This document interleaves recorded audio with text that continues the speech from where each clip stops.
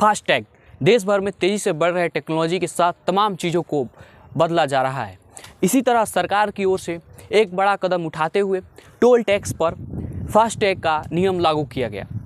इस फास्टैग के नियम को national corporation of India (NPCI) और सड़क परिवहन राज्य मंत्रालय की ओर से लागू किया गया, जिसकी मदद से लोगों को टोल प्लाजा पर अधिक समय और धोखाधड़ी का सामना न करना पड़े। लेकिन क्या आप जानते हैं कि फास्टैग का काम क्या है और आखिर इससे पैसे कैसे कट जाते हैं? आइए इन्हीं सब सवालों का आसान भाषा में जवाब समझते हैं। कैसे काम करता है फास्टैग? यह एक इलेक्ट्रॉनिक टोल कनेक्शन सिस्टम है जिसको रेडियो फ्रीक्वेंसी आइडेंटिफिकेशन टेक्नोलॉजी के साथ तैयार किया गया है, जिसकी मदद से टोल बूथ पर पहुंचने के बाद वाहनों से अपने आप ऑटोमेटिक टोल टैक्स काट लिया जाता है।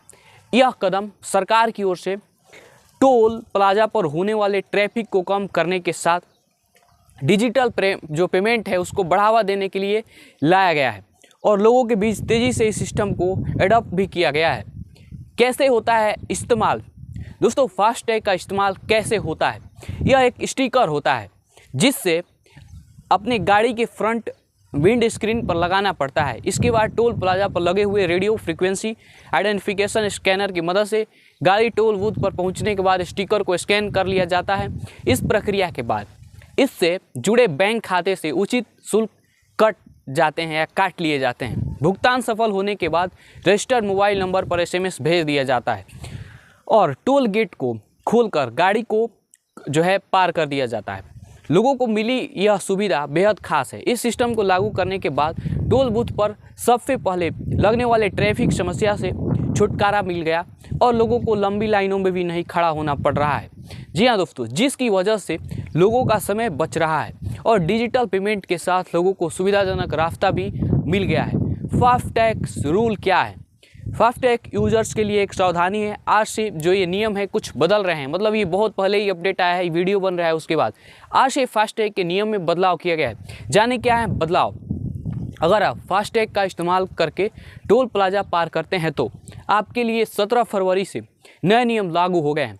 National payment corporation of India (NPCI) द्वारा जारी किए गए इन नए नियमों का उद्देश्य टोल टैक्स वसूली की प्रक्रिया को आसान बनाना और टोल प्लाजा पर यातायात को बेहतर तरीके से नियंत्रित करना है।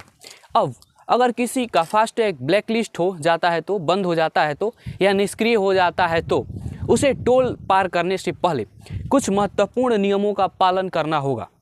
टोल से पहले और बाद में रिचार्ज करने के लिए मिलेगा सीमित समय। जी हाँ दोस्तों, नए नियमों के मुताबिक अगर आपका फास्टैग किसी भी कारण से ब्लैकलिस्ट या बंद है तो आपको इस टोल प्लाजा पार करने से 60 मिनट पहले रिचार्ज करना होगा। यदि आप इससे पहले रिचार्ज नहीं कर पाते हैं तो आपके पास टोल प्लाजा पार करने के 10 मिनट बाद तक इसे रिचार्ज करने का मौका रहेगा।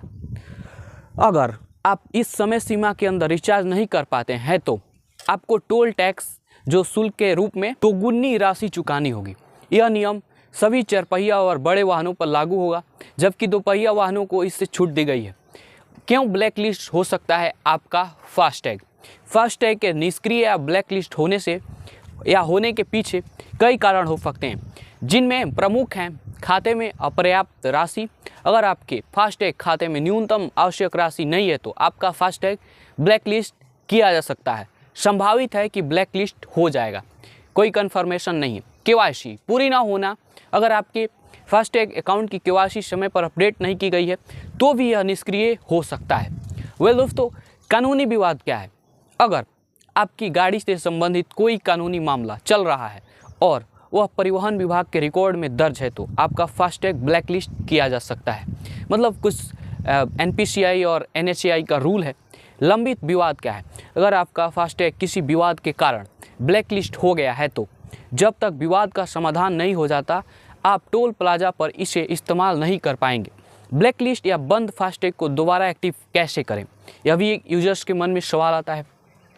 अगर आपका फास्टैग ब्लैकलिस्ट हो गया है या निष्क्रिय है तो आप इसे दोबारा सक्रिय कर सकते हैं। इसके लिए आपको निम्नलिखित प्रक्रिया अपनानी होगी।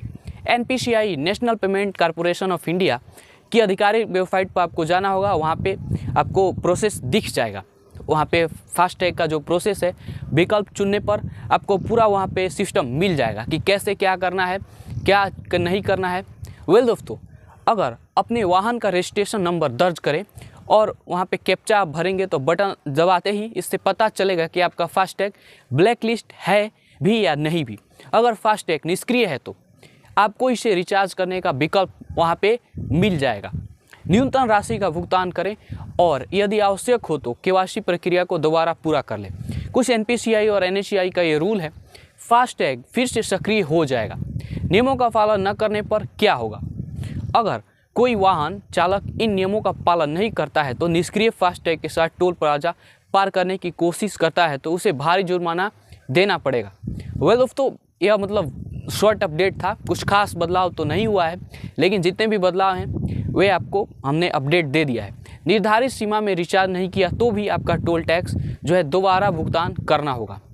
कैश पेमेंट का विकल्प भी है। यदि आपका फास्टैग पूरी तरह से बंद है या ब्लैकलिस्ट तो आप नगद भुगतान करके टोल पार कर सकते हैं। यहाँ तक इस वीडियो को अगर आप देख रहे हैं तो किसी भी इंफॉर्मेशन और इंटरनेशनल रिलेशन जैसे मुद्दों के लिए आप जुड़िए हमारे साथ और देखते रहिए द एक्सप्लेन।